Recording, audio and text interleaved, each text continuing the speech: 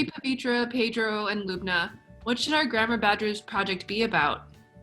Hmm, I'm not too sure, but I do know that I've been learning a lot about dictionaries this semester. Like the Johnson's Dictionary and the Webster's Dictionary, and arguably the most important one, the Oxford English Dictionary. So perhaps we should, talk a little bit about them?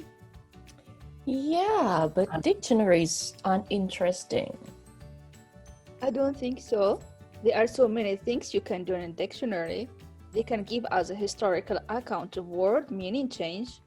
Mm-hmm. Really? Well, let's do a deep dive with a few words then.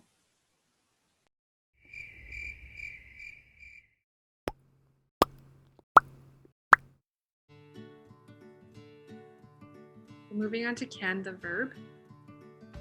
So this word is a Germanic word, like all the other words. And in this etymology paragraph, you can see that it has a pretty storied history. An interesting thing to note is this last sentence here. It is a variant of the same Indo-European base as know, the verb. So the first recorded usage of can is in Old English. The information from the slide comes mostly from Oxford English Dictionary. So in the top right corner here, you can see me browsing through the entry for can, the verb, and it's a very, very long entry. So this verb has two functions. It can function as a main verb, and it means to know someone or something. And it can also function as an auxiliary verb or a modal verb, and it has 16 definitions in the OED. Its meanings include to be able to or to have permission to. So in the bottom right corner here, you can see common meanings of can, the modal.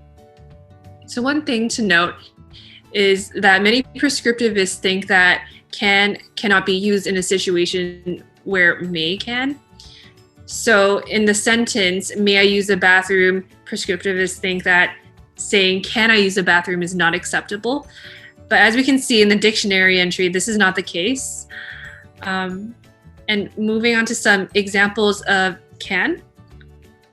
So as a main verb, the example is thou canst ought, or translated into modern English, you know nothing. And as a modal, in its present form, no one familiar with Saturday evening light entertainment can have failed to notice the appeal of ballroom dance for younger viewers. And in its past form, Ian could be very difficult, particularly if he'd have had a couple of drinks. So here, this isn't a case of drastic meaning change, but this is a case where one function of the word, so can as a modal, is more common than can as a main verb. You could say that the modal can kind of beat out the other definition. Another common word is show. This word inherited from Germany. It was first used in Old English and has variety of spelling. From Oxford English Dictionary, there are 7 general meanings that people are using these days. If you're wondering which verbs has similar general meanings to show, these are some examples from corpus. Are there any similar specific meanings? Yes, there are. And to be honest, there are so many more. So, the current meaning of verb to show is to cause to be looked at or seen, and this has started since 12th century. What about meaning in the past? Well, you'll be surprised, because the original meaning was to look at, or gaze on. To compare the difference in meaning of before and after 12th century, I'll show you an example. You may say, I'll show you around when there's a new student joining your class. But if you say this to people from before 12th century, you might creep them out, because it would mean, I'll look at you around. Now, we're using this word with its new meaning, but how popular is it? From Oxford English Dictionary, you see that this word almost reached the maximum scale of frequency. And corpus of historical American English shows that, from decades to decades, the frequency of word use keeps rising. When we take a look at the word awe, we can see how it was actually a word borrowed from early Scandinavian. And what does that mean? Basically, due to the language contact between the many people that lived in England at the time, this word eventually became a part of their vocabulary. And as we can see, there are many different ways to pronounce ah according to your dialect. The way ah is pronounced in Britain is certainly not the same as the US. What about meaning change? Originally, ah was supposed to mean a feeling of reverential fear towards God. However, as time passed, its current meaning is now closely related to a feeling of reverential respect, mixed with wonder or fear, and it isn't exclusively inspired by God. If we take a look at the examples below, it becomes clear that awe can also be used to describe a sense of wonder towards the power or the beauty of the natural world, or also a person of great authority. What about frequency? Is it a popular word, or is it not common? By looking at the frequency charts from the corpus of historical American English, we can notice that awe isn't a very common word nowadays, and its usage has decayed a lot over time.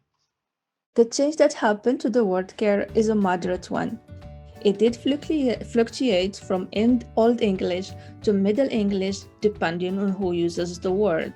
During the Old English era, it meant a state of mental suffering, of grief, sorrow, and trouble. However, during the Middle English, Shakespeare introduced a new affiliation of the word, a meaning of an oversight with a view to protection, and added to have a care, keep a care, and take care. Lastly, the word care preserved its recent meaning, but it entered a wide range of uses. For example, in 1933, it entered the legal field in the form a need of care or protection and an object of matter of care. So what did we find today? I guess we found out that some words they change their meaning much more drastically than other words. The conclusion is that dictionaries can show us so much more than just a definition. You can find information about word etymology and word frequency and much more. Yeah, you guys convinced me. I guess dictionaries are really useful after all. We told you, don't underestimate dictionaries. And then cut.